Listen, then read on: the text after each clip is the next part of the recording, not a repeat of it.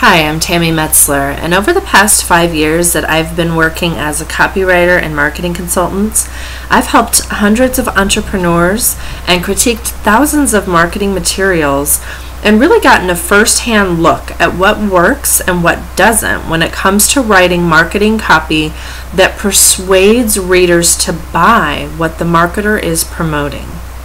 And over the years, I've put together a 10-point checklist of the most common mistakes that I see most business owners making in their website copy, promotional emails, brochures, sales pages, and other marketing materials. And today I just want to go over the top 5 writing mistakes that almost beg your prospective clients not to respond to your marketing efforts so that you can avoid these and get more results from your marketing. Writing mistake number 1. Not getting your prospects' attention in the first place. Okay, so this of course is the very first step. You have to get their attention and get them to pay attention to you before you can even hope to get them to respond, right? I once had a client whose free report was really not getting much attention. It wasn't getting a lot of downloads. She wasn't building her newsletter list. And so she came to me and we took a look at it, and the first thing I noticed was that it had a very generic title.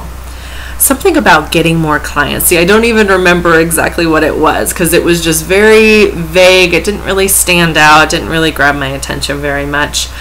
And I took a look at the report. I asked her to give me a copy of the report, and it was good. It was a good report. And inside, the one thing that stuck out to me was she revealed this sales nugget that had helped her close over $20,000 in sales in just one day. And I thought that was pretty appealing, something that people would want to know. So I suggested that we change the title to 20K Sales Day Secrets.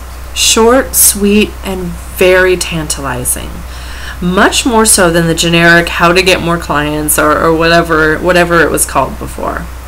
And that's without even changing the report. This is just better utilizing your marketing communications. And that's really what I'm all about, what I help my clients with, is to work smarter, not harder. To put your marketing to work for you, better communicating how you can help people. Okay? And getting them excited, giving them a reason to step forward and identify themselves as people who are your ideal clients. Writing mistake number 2, not giving readers a reason to trust you. Okay, I have another client who is just one of the sweetest women that I have ever met. She's a wonderful woman, and the one thing that she really struggled with is not wanting to really talk a lot about herself and what her experience and her expertise was. And I think that's very common, and it's happened with a lot of the women that I've spoken with over the past few years.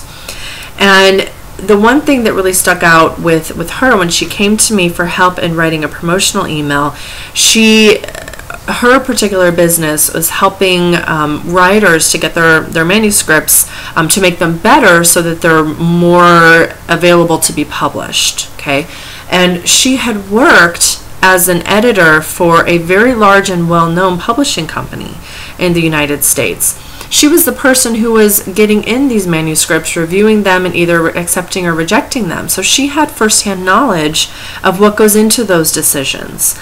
And she wasn't talking about that in any of her marketing. So we added that to her promotional email, really jazzed it up a bit, got it to be a bit more exciting, and she sent out 15 invitations in this email. She was inviting people to a consultation with her, and by Monday morning she had yeses from at least 5 of them, which was over a 30% conversion. So that was really exciting for her. And the big piece there is making sure that people knew why it was that she is so qualified to help them and what she can give them that they can't get on their own. Writing mistake number 3, not giving your prospects an offer that they can't refuse. Now, I put this picture here because, of course, who wouldn't want a money tree growing in their backyard? But what I really want to talk about here is this whole idea of inviting people to a free consult. Okay, even just calling it a free consult, it's kind of old, it's overused, and quite frankly, it's ineffective. People aren't really wanting that free consult because they don't know what they're going to get from it.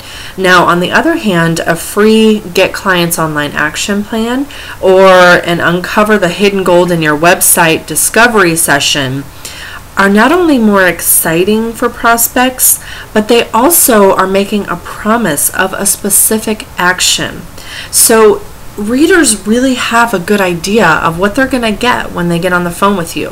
They know that you're going to talk about ways that their website is leaving money on the table, ways that they can earn more money, earn more profits.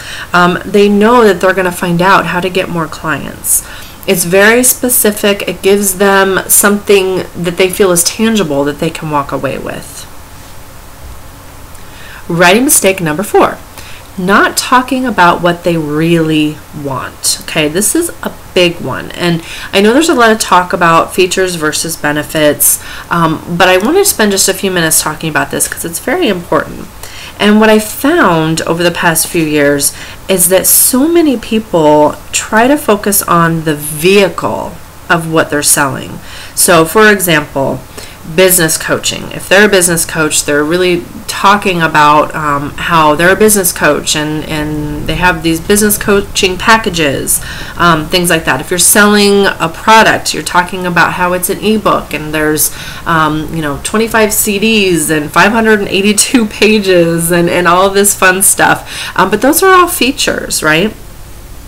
And the fact of the matter is that the vehicle doesn't matter to your prospects nearly as much as the destination and or the actual ride. So maybe it's a smoother ride, maybe it's what it is that you're promoting. It gives them more than the competition, right? So let me give you an example to really put this into perspective for you. And it's kind of an off-the-wall example, but let's say that you are trying to sell train tickets. Okay, so your competition is typically other methods of transportation, right? So airplanes, buses, cars, that kind of thing. And the mistake that most marketers would make in this type of instance would be to talk about things like the number of cars on the train or the number of CDs that come with your product. Maybe the color the train is painted, and you're talking about the high definition videos that come with your product, something to that effect. But prospective buyers don't care about that stuff. So you'd really be better off talking about, say, for example, how much safer trains are than say airplanes. I don't know this. I'm just making up an example. So maybe you're throwing out a few statistics to back up your claims and talking about how long this particular train has been accident-free. Or maybe your train travels through a particularly scenic route. And so you can talk about the experience, the beautiful views that you'd miss if you were flying miles and miles in the sky above the earth. Maybe you're talking about how it's a family environment. You can bring the whole family, and it's a memory that you'll never forget. And just all of these different things, right? One of the very first newsletters that I ever wrote, this was about 4 years ago, talked about how people don't buy products or services for that matter. What I mean by that is that you don't go to the store and pick up a bottle of shampoo just for the sake of buying shampoo, right? You buy shampoo for clean hair, shiny hair, more beautiful, lustrous hair, or hair that smells a certain way, right?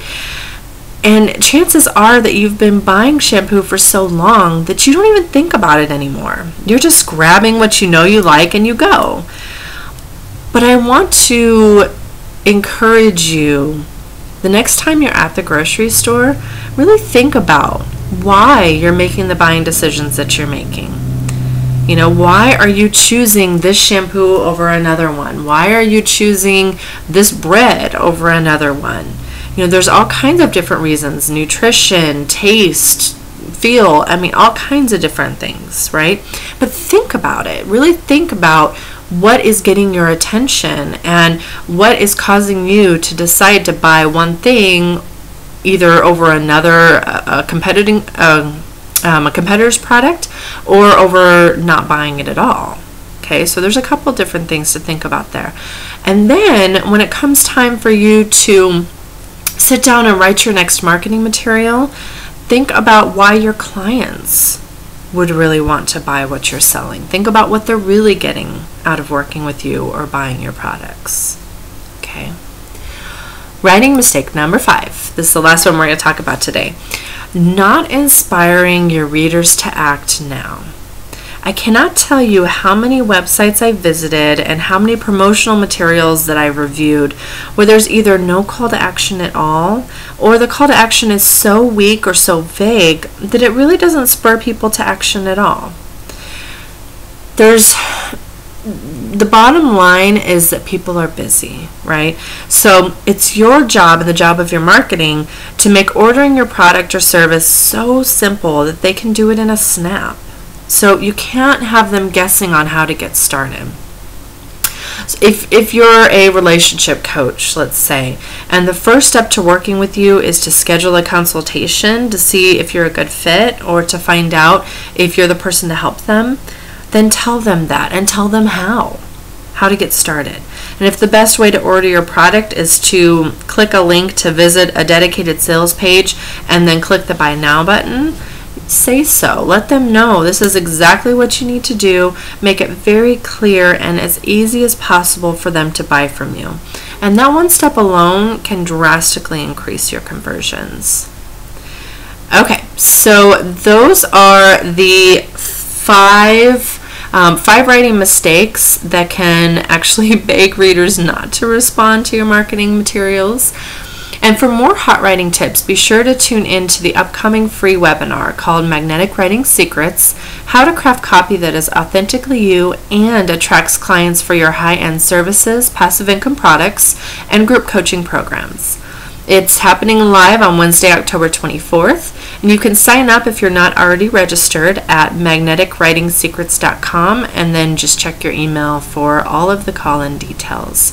Thanks so much, and I'll talk to you then. Bye-bye.